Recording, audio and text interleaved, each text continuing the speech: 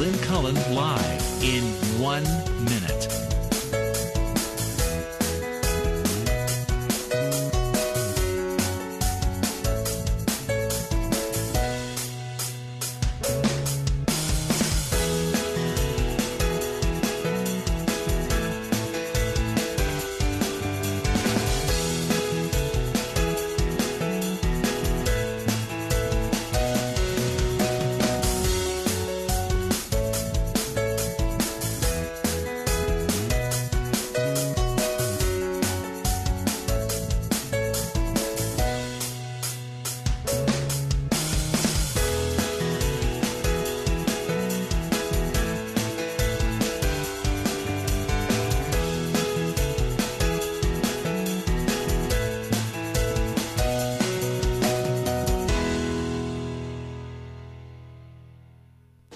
Welcome to Lynn Cullen Live at pghcitypaper.com. Email your questions and comments to Lynn at pghcitypaper.com. Oh, my. Hello. How you doing? Good morning to you all. It is May 21st. It's a Wednesday, and we lucked out because this is the Wednesday of the month that Jared Day joins us and brings us up to date on everything we should have known before he came. Jared Day, whose blog Daylee News Nuggets is a godsend to all of us political junkies and curious folk, and he also now is with the Forum for Economic Development, as you know, because I've said that before, but I always have to write it down because I forget. It's a nonprofit here in Pittsburgh. I know. Yes. I know. So, wait, before we get into the conversation, I do have to, I have some news. It's not great news. I'm sorry, because I've not been here a lot of late, and it turns out I'm going to be out again, and forgive me, but saw a orthopedic surgeon yesterday and had more x-rays taken, and even I could see on the x-ray that there's something that this is a bigger mess than it appears to be and needs to be fixed immedately before any more scar tissue forms, and I end up as a one-armed person forever. So I have to have surgery this Friday, and that's going to take me out for, I would imagine, this is not arthroscopic. It's go in, cut me open, fiddle around. So I have a feeling I'm not going to be here next week. I wouldn't have been here Monday anyway because it was Memorial Day. So that's for whatever. But This is my last show until I return in a much more impressive apparatus, I understand, than this. Okay. You can have people sign it. Yes, things like that. I don't know. I wonder what it's going to look. I said, I hope it comes in a more basic black because this navy has really clashed with a lot of things I have worn, and I don't like the white thing here. I would like something different. You're missing like flowers or calla lilies or something. Do you know the other, it's sort of open here. Yeah. And it's, so I'm eating. It's not easy, everything with one hand. So I had this on. I rarely take it, but I had to take it off to, I forget what. Okay. Maybe it was attempt to shower or something. And I take it off, and I am not kidding you. A hunk of curry chicken fell out. Oh, dear. I'd probably been sitting in there for God knows how long. It must have dropped down. Well, at least it wasn't a piece of your arm. All right. It's like... Oh, gosh.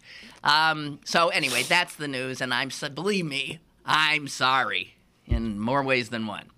So let's get into stuff, and let's make it really good, since this is my last one for right. We'll have to make this last, and this has to have some shelf life to it. This is the greatest guest in the universe because he actually, no one else does this. And actually, really? If some other people did it, I might say, "Hey, whose show is it?" right? That's right. But you're so dang good at this that I always love what he suggests topics.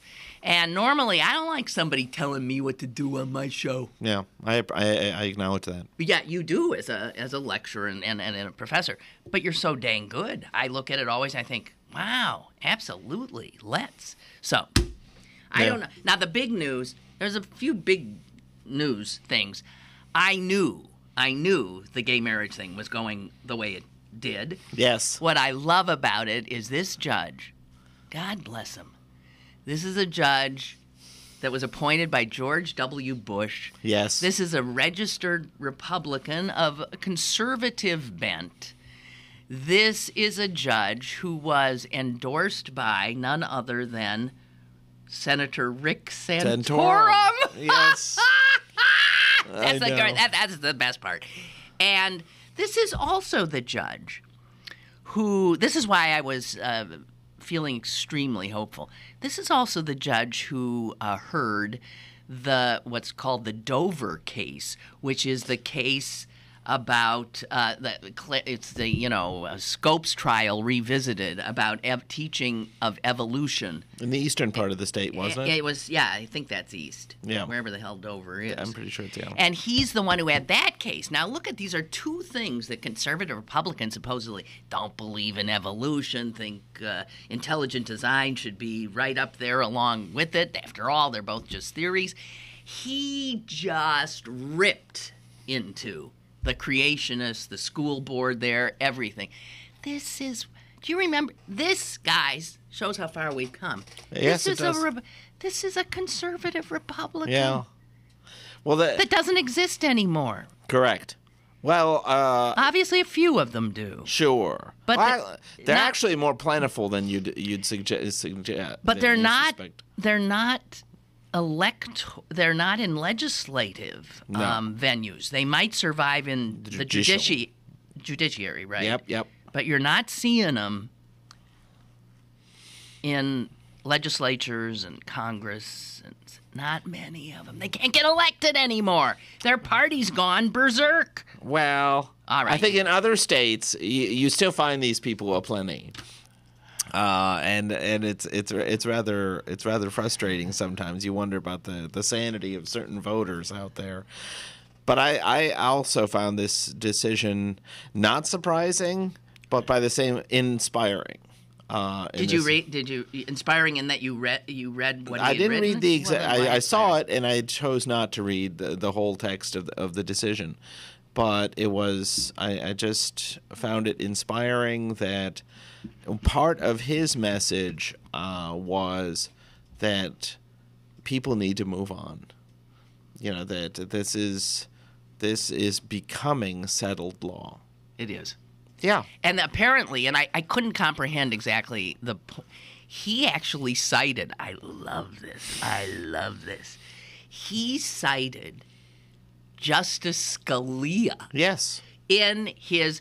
And it's from Scalia's dissent, where Scalia was on the losing side, the 5-4 decision at Windsor, which was the lesbian who that was where the federal DOMA got thrown out. 86th.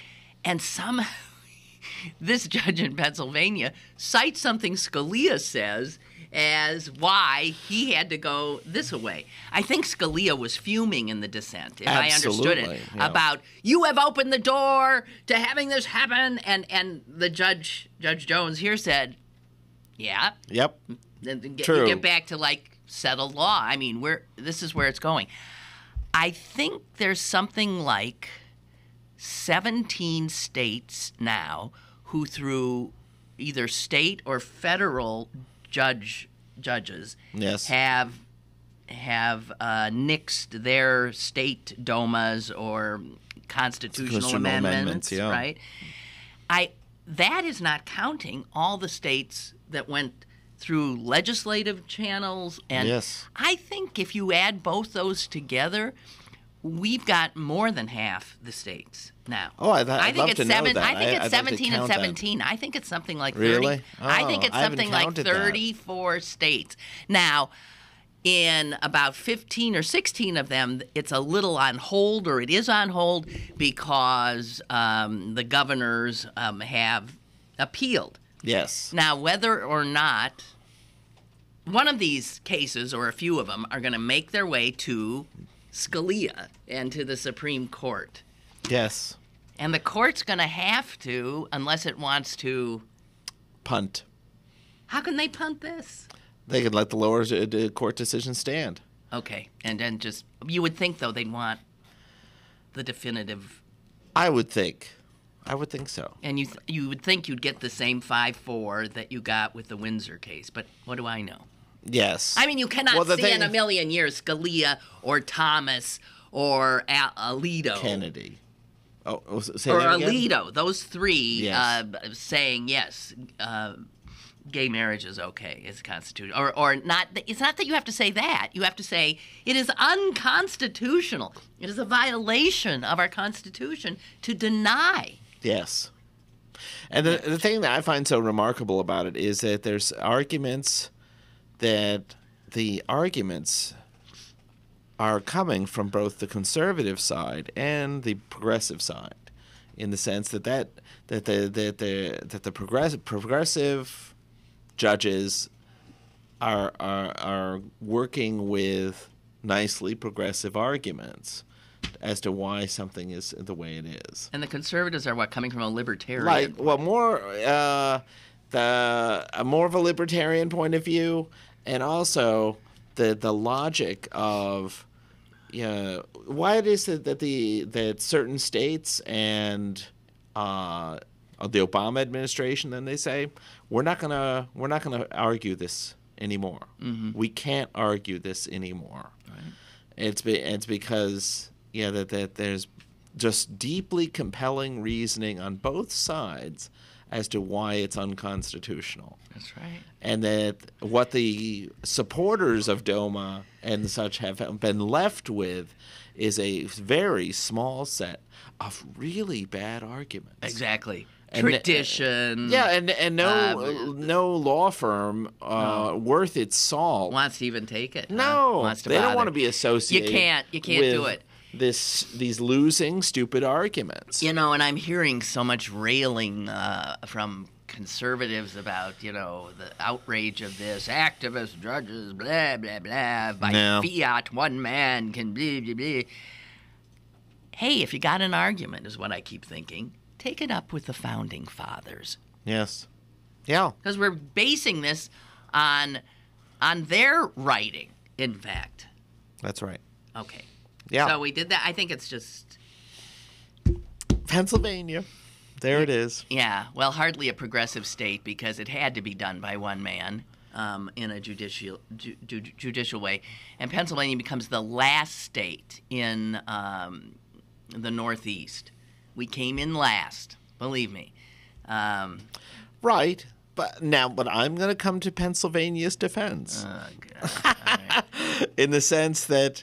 that there's still many other states out there that are there's a whole solid South. Although Virginia, because it just depends on where it is, where it is in their pipeline. Exactly. That's right. So Utah got in before us. I know. Yeah, Arkansas got in before us. This is true. Virginia got in before us. It's pretty whatever. But yeah, this is a done deal. Yes. And for those who think it's an indication of the end of the world, it's an end to their world. It's an end to your world, perhaps. But you know what? Suck it up. Move on. Yep. You'll find, by the way, Chris Potter had a funny line on Twitter the other night. He was saying he's concerned. He has to go. He says, I have to go home and find out if my heterosexual marriage is still intact. Yes. Yes, because this is supposed to destroy marriage. That's it. As we know it. And he made up a hashtag that was funny. It was like, pick up the phone, honey. Hashtag pick up the phone, honey. Are you still there? Do we still have a marriage? Ludicrous. Yep. Right. Yes. Well, That's I think it's been part of the conservative critique in so many areas that it relies on unreason and a kind of a notion of this kind of emotional appeal to baser instincts and to nostalgia and to what we knew, the way the world was. Yeah. It's always looking back and fearful of moving forward. Yes. What is with them? The other thing that struck me the other day was the extent to which it appeals to like a 1965 playground mentality. It's kind of like in the sense that, it's like that the kind of name calling that would go on, whether it was based on race or sexual orientation or, any number of other categories, ethnicity or religion. Right. It's discriminate because it's discrimination. Yeah, that people, they want the right for the world to be like that 7th grade playground or 5th grade playground from 1965. Where they understood where everybody's what status was, what the order was, and it was perfectly fine to use certain words to categorize certain people. It's a nostalgia for that. And sorry, guys. Well, but if you were in the in crowd, if you were a white heterosexual male, well, man, those were great days. Yep. And I can see where they're aggrieved because all of a sudden these people who were marginalized or told, no, you can't go there, no, you can't do that. Mm-hmm. Those barriers are all being thrown out, and and new barriers put up in the sense that I think perfectly appropriate barriers of civility. Saying from the communication from the larger society, saying, the fact that you're using the N-word or for issues involving homosexuals, the F-word, that it's like, no, in civil society, that is not acceptable anymore, and you're gonna and if you want to use those words, go right ahead, but you're gonna face some consequences. Okay, but let me ask on how you respond to the aggrieved folks on the losing end of all this progress who say, well, you're always talking about tolerance. Yes. But where's your tolerance for my point of view and for my, let's say, Catholic, my priest, and I've been taught this is wrong. Why aren't you tolerant about that? I would say that when you look at work settings, I would almost categorize them as common settings, common environments. Where people mix. Yeah, people of exactly. all kinds mix. And or even in the media that, it's like, people have the freedom to believe what they believe. People have the freedom to say what they say. And as has always been so in American history, the larger society will make judgments based on that. And it's like, you see this with, whether these radio and television people who say things that are stupid, that, they got fired. What was that all about? That was an infringement on their freedom of speech. No, it wasn't. No. It wasn't. That was an employer making an employer-employee decision. People don't understand the First Amendment has limited reach in that regard. That's it. Right, that's it. It's like that somebody, whether it's Dan Rather or any other number of talking heads, they don't have freedom of speech. No, they don't, as you can see, because all of a sudden, poof, they're gone. Yeah. Okay, so Corbett now is in a bit of a conundrum. He has to figure out whether to further piss off a bunch of independent voters or to piss off his base. His shrinking base. Yeah. Now, he's backpedaled on a lot of stuff he said he never would backpedal on. Sure. Voter ID being one. Yes. I mean, he's lost voter ID. By the way, ACLU. Let's hear it for the ACLU. ACLU carrying the banner in the voter ID case and victorious. And our own Vic Walczak right here, the master in the court. And now this as well, yes. the gay marriage ruling. Yeah. Unbelievable. But, okay, so what do you think Corbett's going to do? I think he's going to let it go. You do? I do. Although, Wow. I'm going out on a limb with that, I confess. I don't know. I think his count. Let me just say, if I were him, I would let it go. Simply because I think for most Republicans, they've already written this off as a lost cause. Corbett. I mean, the Republicans. The Republican is. base in Pennsylvania. I see. Has largely already conceded that they're losing on this one. And so for him to go to bat, he needs he needs support from everywhere, obviously. But that to try and make this an election issue, there's all kinds of reasonable justifications he can put forward as to why he's not going to defend it. Whereas if he does defend it, it really puts him and the Republicans in a spot where they're setting themselves up to lose big in Philadelphia and in the Pittsburgh area. Mm-hmm. And those affluent suburbs, it's like he needs those if he wants to have any chance. I don't think he has much of a chance to win in the first place. I'm sure his guys are doing the number crunching right now and the demographics. David writes, and I absolutely agree, just once I want to hear someone argue the conservative point of view without referring to the Bible. When the Bible and the Constitution clash, the Constitution wins. Mm-hmm. Yeah. Well, usually. I think that's appropriate. Yeah. Now, I can be such a contrarian sometimes. All right, go ahead. I think that moral values, they always figure in, and I love some of the most powerful arguments that I've heard in defense of gay marriage come from a morals and values point of view. Right.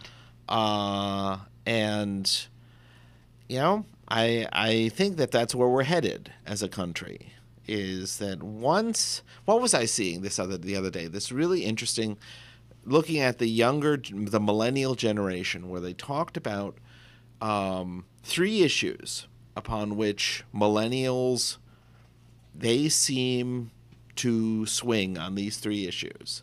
One is gay marriage, or the larger issue set involving homosexuals, gays, and lesbians. Okay.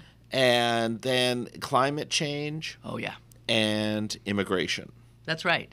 Those three. And they're all on the progressive. Those millennials don't even get the conservative arguments. Nope. They don't even. It's as if you're talking gibberish to them. It doesn't even translate. Yeah. Right. It is so. That's so 20th century. Not to mention 19th, 18th, 17th, 16th, 15th, before and that, 14th of course, centuries as well.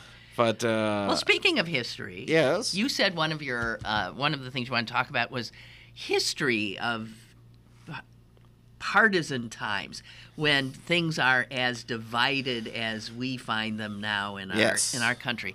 I want to hear what you have to say about that, but I also need to get our first break in. Okay. So let us do that, and we'll be back with Jared Day right after this. Stick around for more with Lynn Cullen live after this. Pittsburgh City Paper's annual summer guide is available now. Pick up one today for the most comprehensive arts, music, and events listings, plus previews of the top summer concerts and a guide to outdoor dining in the Burgh. Pittsburgh City Paper, available at over 1,700 locations throughout Western Pennsylvania, and on the web at pghcitypaper.com, and on your smartphone at citypapermobile.com. the traditional light bulb, a groundbreaking invention in 1879. It's time we switch to longer-lasting Energy Star light bulbs. They're more efficient than the old bulbs, like a text message is more efficient than a carrier pigeon. And they cut down on our energy costs. Because in our own groundbreaking age, we deserve a light bulb that saves us some cash. Saving energy saves you money. Learn more at EnergySavers.gov. Brought to you by the U.S. Department of Energy and the Ad Council. Now, it's back to Lynn Cullen Live at pghcitypaper.com. All righty, welcome back. That was pretty quick. Okay, so I've lived in some highly partisan times. I mean, I'm thinking of the 60s and into the 70s, and, well, they almost all seem highly partisan. But we're now at this sort of this inability to even function, where our institutions have ground to a halt. That I've never seen. Correct. In my lifetime, which is getting longer and longer and longer, right? Yeah, so, and one of the things that I've been doing lately, I know I mentioned before the show that I've been doing these programs. One for the Osher Academy for Lifelong Learning up at Pitt, and then there's another program that I'm doing out at the retirement community Longwood at Oakmont, where the Osher Academy I'm preparing a course on the War of 1812. Okay. It's not one of these wars that people know a lot about. No, it isn't. But it has been one of the most revealing explorations for me, because it was so much more partisan then than it is now. As hard as that may be to believe. At the very beginnings of our country's history. Yes, around 1810, 1811, 18... How could it be more partisan? What do you mean? Were they killing each other? Well, just to give you a little taste of it, that you know how if we were to look at partisanship now, we would look at the way the Republicans have responded to Obamacare. Right?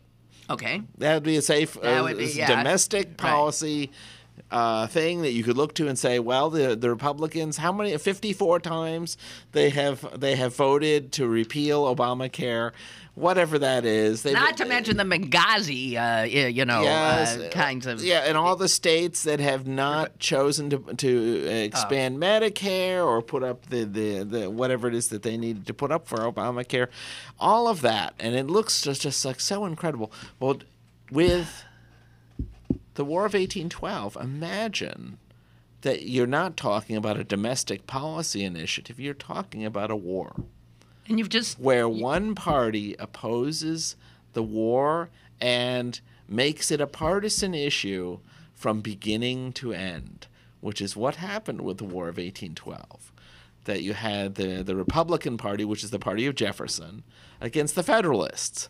And the Federalists, through the entire war, from the very vote, no Federalists voted for the war when it was proposed. What's your sense? Was that a necessary war? No, not at all. And then that's what you see. This is what makes it so interesting, is that on the merits of their arguments, the Federalists were almost down the line in their critique of their partisan opponents. They were right.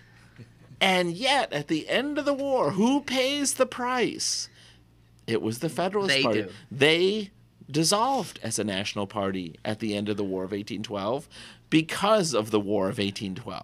Huh. And it's all lit up with cautionary tales about how being right is insufficient in the political arena, that you actually have to master both the politics and the policy dimensions to it in a way that you can come out on the right side of things.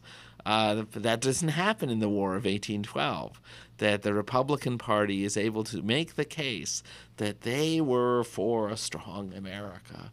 They stood up with their soldiers in the field. They were the ones who led this country to victory, even though it wasn't a victory. It was a draw at best. Why were they out so forever? Republicans have been good at the narrative, at Well, right? Well, this was a different Republican Party. Oh, it was. No, this was the This is precursor actually of the Democrats. Okay, we've got a call. Okay, okay, you're right. great. It's so confusing that. Hello. Hi, so I'll lay out what I think is the basic difference, and then I'll hang up and you guys can carry on with it. But here's the difference between the divide I've seen in history between parties in our government and the divide that I see now.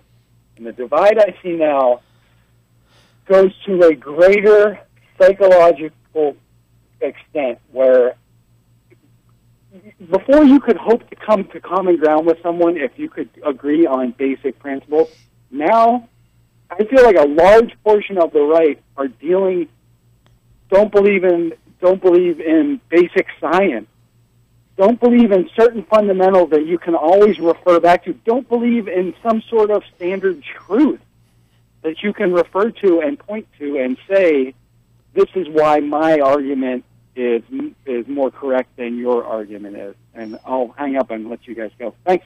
Okay, thank you. Very good point. And I would say two things about that. The first being that, when you look back to these highly partisan times that we're talking about, War of 1812 period and also the 1850s, it was very much this. It was more similar than different, I would say. But another way that I would sort of cast this conversation for the disagreements between the right and the left about just what is true is that there ultimately is a truth. Okay. Well, okay. And I think where you saw this most clearly is in the election of 2012, where you had so many Republicans thinking that Romney was going to win. And there reaches a moment where there is reality. And from if you saw Karl Rove on election night, man, and millions that was of hard Americans, to get through. I have a cousin and her husband who they firmly believed that Romney was going to win that night. And so what I would say, just as I'm not sure if it would be a palliative or just kind of a pat on the back to this caller about, but things will get better, is that truth, there is reality. The truth will out. The reality and the party. But it might out too late. I don't think so. In terms of global warming. Well, I have a very depressing point of view on that one. Well, who doesn't? but it's my own view that scientists and supporters of legislation that have impact climate change, they basically lost that argument in this country, and unfortunately it's going to take a generational. Well, it's too late. Die off. Well, it's too late. Well, it's already too late. It's in many ways. In some ways, it's too late, and then in other ways, we'll get to accomplish what we get to accomplish, But it'll be 5 or 10 or 15 years from now. Isn't that amazing that we're having to wait for these idiots to die? Are you kidding me? That's what you're saying. That's it. That is correct. And it's because they started politicking this issue back in George H.W. Bush's time. Yeah. With the Kyoto Protocols and having him do a big retreat at the time from what he thought would be... Well, it was the gas and oil companies that were funding all of that misinformation. That's it. And fun, they and it's more, I would also say it's misinformation, but also the degree that they saw this as a political battle rather than a scientific one. I think progressives and supporters just saw it as a scientific. They saw it. It's it's like, well, let's get better science. It's like the critics never even bothered to go there. They went straight for the political argument from 1991 forward, and unfortunately, for a generation of voters, they won that argument. I can't see how one can really debate that. The fact that most people who are not really political that I have conversations with, when you ask them, they're skeptical about. They say, well, the scientists aren't really sure about this, which is bullshit. Excuse me, which is bullshit. Yes, there is about 2% of the scientists out there who have some qualms about it, but it's like the consensus is so clear.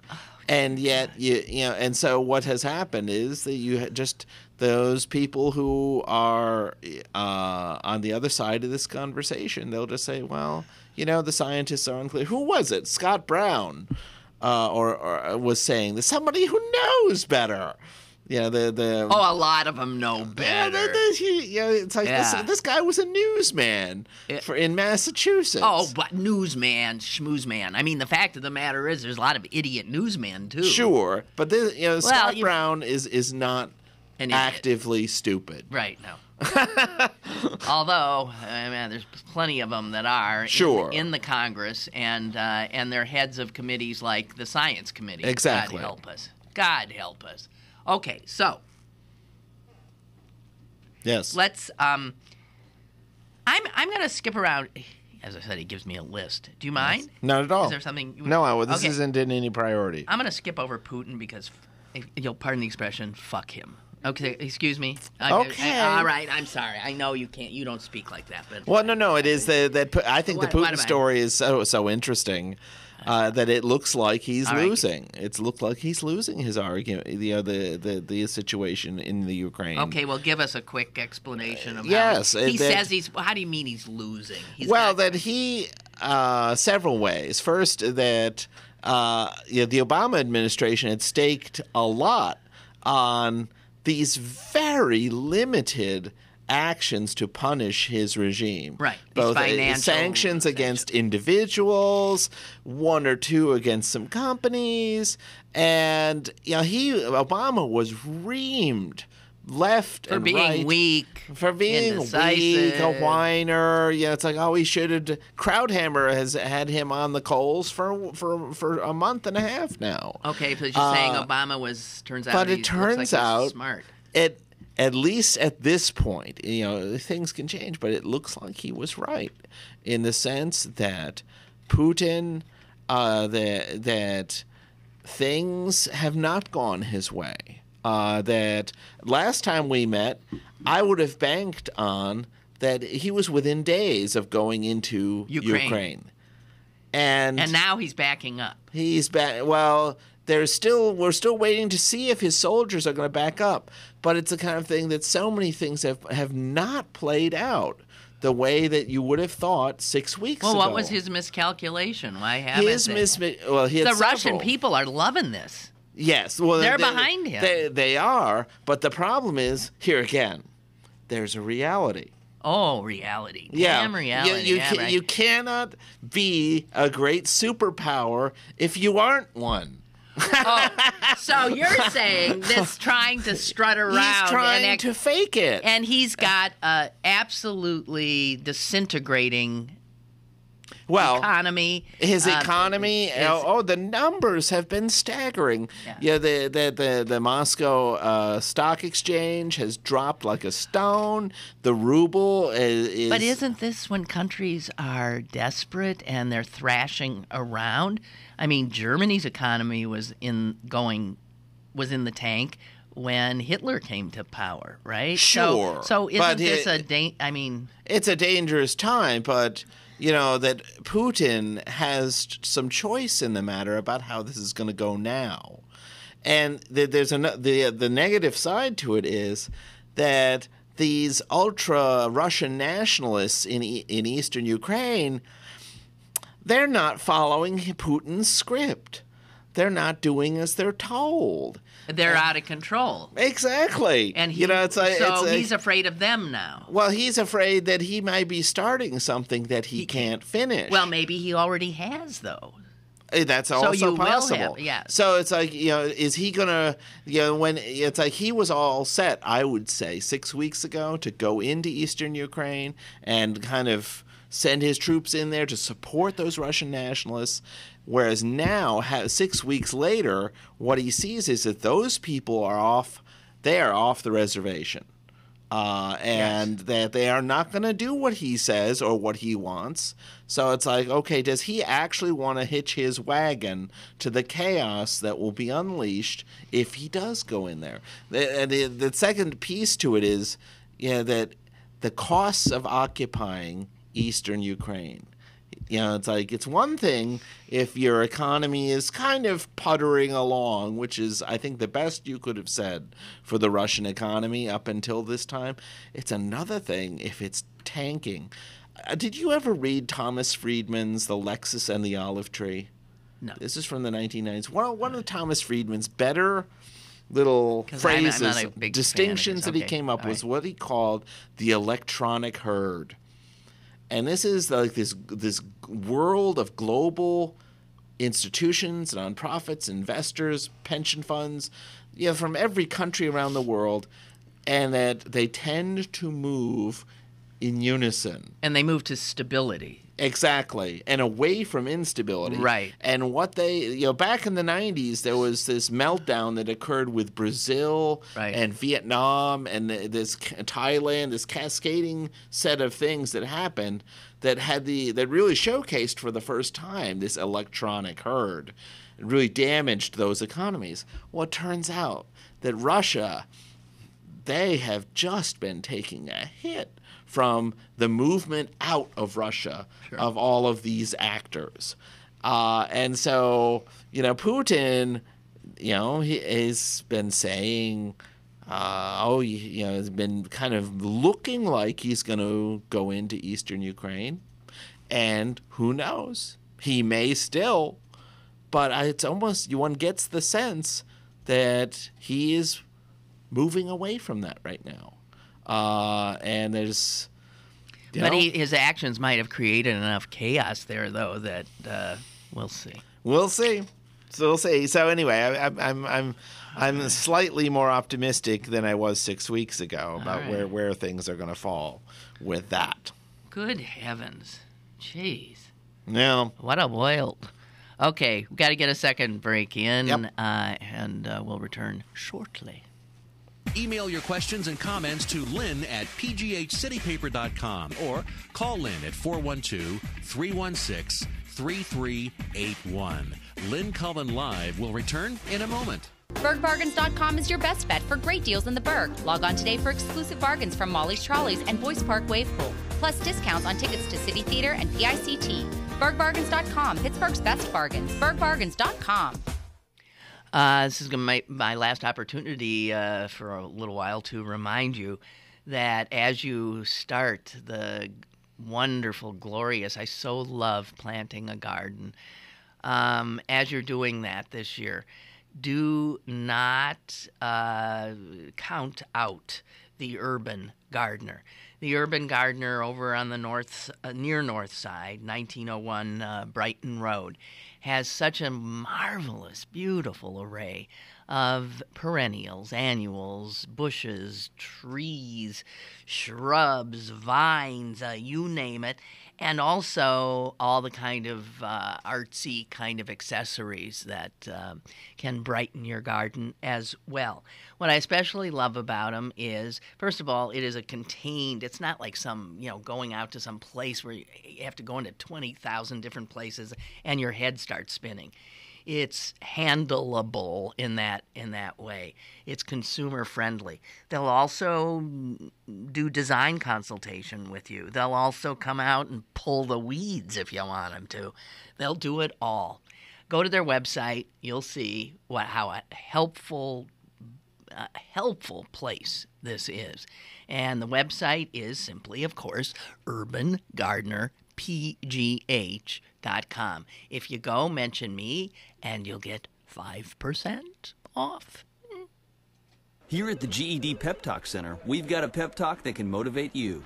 Sometimes things don't always turn out the way you want them to. You can improve your future. Now get your game face on and take the first step towards a better life. Hurry up. Don't make me repeat myself. Whatever level of motivation you need, we've got a pep talk for you. Call 1-877-38-YOUR-GED or visit yourged.org for your pep talk and for free classes in your area. GED is a registered trademark of the American Council on Education, brought to you by Dollar General Literacy Foundation and the Ad Council.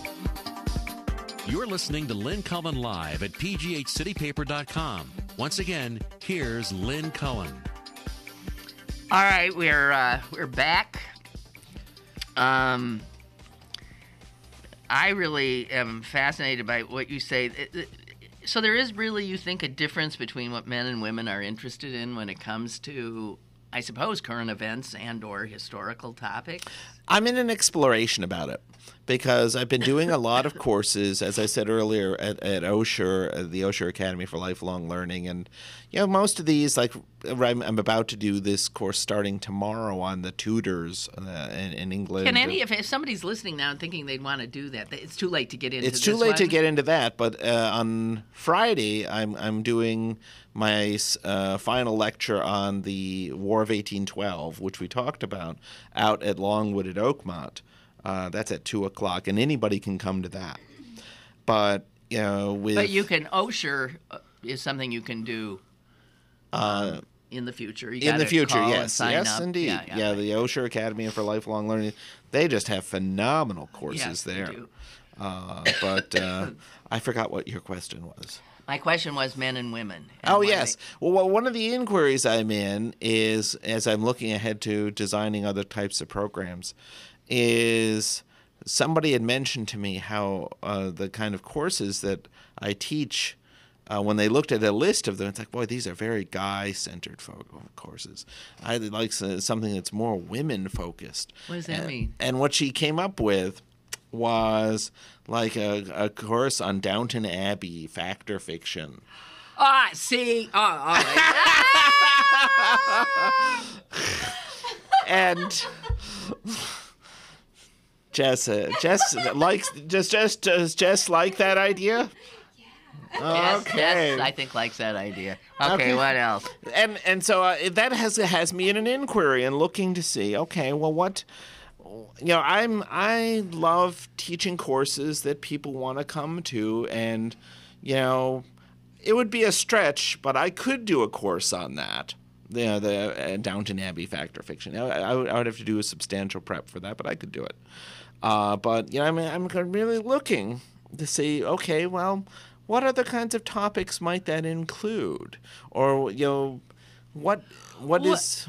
Well, it is true women have pretty much been written out of history. Yes. Right. Yes. Right. And maybe that's part of why it's a history of men. Yes. Making war. That seems to be what history is. Yeah. And and that can get very, very sort of unappealing. Yes. To women. I can get that. Yeah. But would you agree that if you went back into any of these periods and focused more on the women, that women would be interested? Like you say, you're just about to do the Tudors. Is that true? I think so. Jess, would you be interested if he did a whole thing on, like, Catherine the Great of Russia? Yeah. Or who was the stronger monarch, Queen Elizabeth I or her dad, Henry VIII? No, I don't really care about that one, but I like Russians. You like okay. Catherine. Okay, I don't know, but I think women feel, that, again, it's sort of like, dead white men. Uh-huh. Right. Yeah. Yep, I can. And so and the difficulty I see is that I know Osher occasionally does courses like that.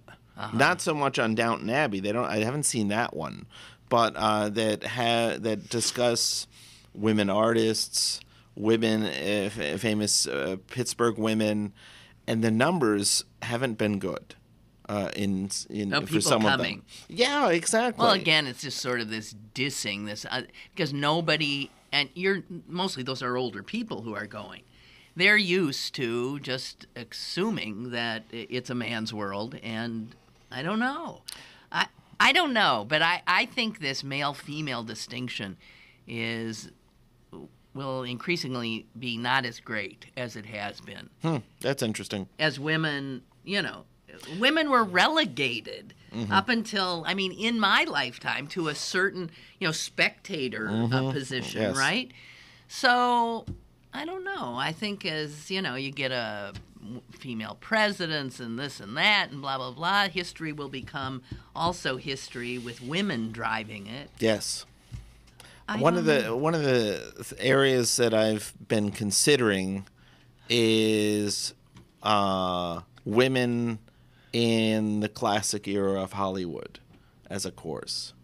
Because there were some amazing and powerful women. Yes, seemingly both in front of the camera and behind the camera. And so, it's like that is. Well, that's one I've been considering. But really, as I say, I'm in an inquiry to see what other subject areas might show up for somebody in saying, yeah, I'd like to see a course on this, or I think this kind of topic would really have mass appeal. That really so much more includes women, both in terms of choosing the topic and being the topic. So that's one of those. Okay, well, one of the wonderful things you came up with is you just mentioned movies. Yes. And television. And as a historian, you must just cringe sometimes when a movie comes out. Well, we talked about Abraham Lincoln. Yeah, exactly. I mean, there's so many horrifically bad movies. Yes. And often movies, a lot of times people get their sense of history from a TV show. Yes. Or from a movie. Yes. And it can be just one of the ones wrong. One of the ones that drives me crazy, and it's a classic movie that Which one? The Searchers. I don't even know it. John Wayne and Jeffrey Hunter. It's a classic John Ford movie about these I think they're ranchers. I mean, I can't remember now. Yeah. Who go that the Natalie Wood the young girl gets seized by Indians. And they go to get her, and it's so full of racism in regard. Oh God! And yet, I know people who just love that movie, and I can't watch it. It's really tough. It's considered one of movie. John Ford's greatest it's just movies. Awful. And I can't watch it. We gotta find her and then kill her because she's been defiled. Essentially, she's and even then it's done so badly that it's. But what about like World War II movies? What are the ones that tell it like it was? What are the ones that come to mind? The best one I've seen recently. And it's one I don't think a lot of people kind of missed. Here again, it's one of these movies that is it's a foreign language movie. Oh no! Can't have any of that. but I'm going to put a plug in for it anyway. Yes, it's called Downfall, and it's about the last week of Hitler in the bunker. I read about that. It's done by Germans. And it's you think historically as correct as it breathtaking. That the actor who plays Hitler, after about 5 minutes, you get, this is Hitler, and it is done not completely. It's done from the perspective of several different characters, but one of the characters is Hitler's secretary, the perspective of what it was like for that final week, and it is riveting. Absolutely. And you will forget that you are watching subtitles. The fact that they're speaking the language that Hitler spoke, that there's a certain verisimilitude. I knew that was the word you were going to use, and I was wondering if you were going to trip over it. Believable quality to it. That is just, and it was nominated. I think it won Best Picture, and the actor won Best Actor in the German version of the Academy Awards. This is, I think, from 2000, or it's about 10 or 15 years old. Okay, all right. But I just, in World War II, for movies that people have not seen, that is the one I would say you really should see. That okay, one. well, you said you're doing these lectures on the Tudors. There's so many movies that have been made about the Tudors. Yes. I can think of, you think of Henry VIII, and I think of what? Charles Lawton. Charles Lawton, yeah. Well, I think it's interesting. I think of Keith Thomas, who did the BBC version, The Six Wives of Henry VIII. Did you remember that from 1970? Yes, I vaguely remember, but I didn't watch it. To me, that was the one that captured Henry VIII, and I'm actually going to be using that film in my Osher class. What's the best Queen Elizabeth one? Glenda Jackson, as in Elizabeth R. This is the sequel to the Keith Thomas. I think that was Keith Thomas. Keith Mitchell. It was Keith Mitchell. Well, here's what's in. Did we bring up Glenda Jackson last time you were here? Yeah, the amazing thing is this extraordinary actress is now a member of Parliament. Yes. I think she still is. No, she is. We looked her up. We looked up, and that she's very senior in the Labor Party circles. She's gets to sit near the front bench. Wow. And she represents a very labor-oriented part of London, and she's been there for quite a while. But she was just an astounding Queen Elizabeth. Here's an extraordinary movie about English history.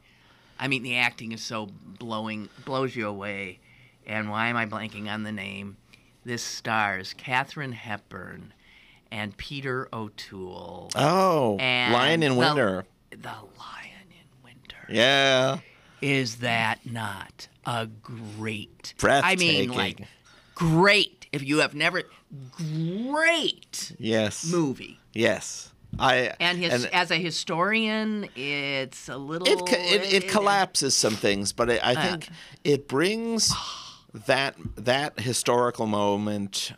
It's like 1180 or something like that. Yeah, it's way back when.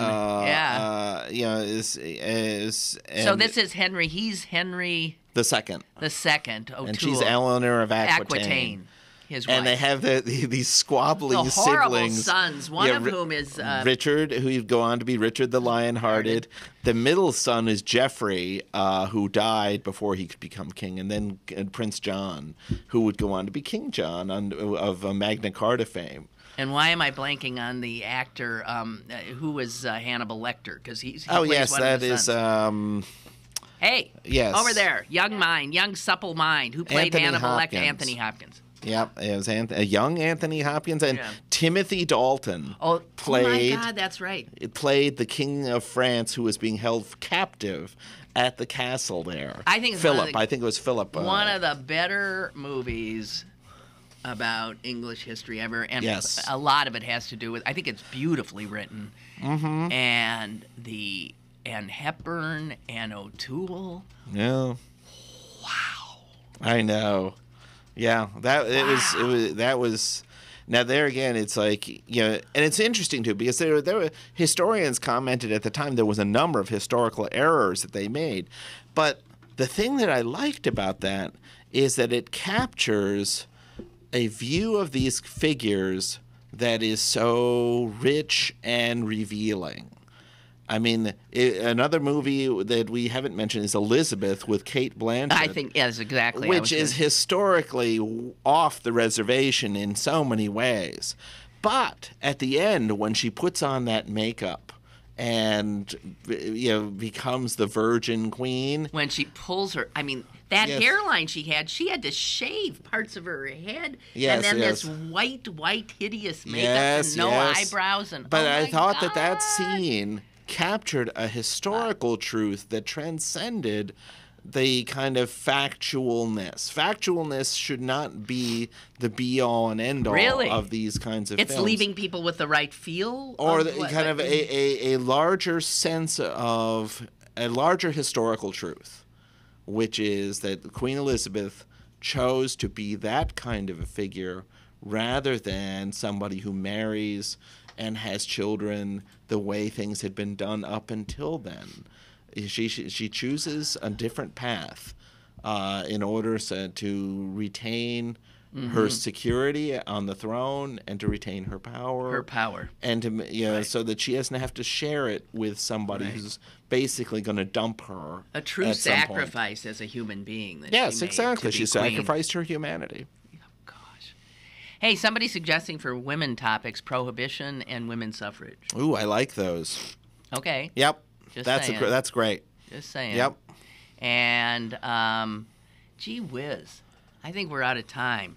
We're close. No, we're more than close. Okay. Is there any final words? Just for anybody who would like to come and check out my final lecture on the War of 1812. It's at Longwood at Oakmont on 2:00 on Friday. Yeah, and that's I'll tell you that event is way more rich in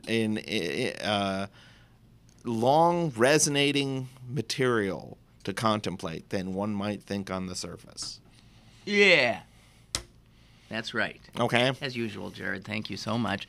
And I'm sorry to have to, again, remind you that this is my last show for probably 10 days. Yeah. I'm hoping I'll be able to get back a week from Memorial Day. Yep. And your arm will be 100% then. No, it won't. No, it won't. But that's what I'm shooting for. And if you missed it at the beginning, I have to have surgery on this Friday. So that was not even known yesterday. As this won't surprise you to know that it turns out I don't just dislocate a shoulder like some people dislocate a shoulder. No. I create such havoc, apparently. You do it in spades. I really did a job. So... whatever. I will miss you. I am so sorry about this. And I hope you'll be back when I come back. I'm afraid you're all going to go away. I will get back as soon as I can. Thank you for all your good wishes, and toodaloo.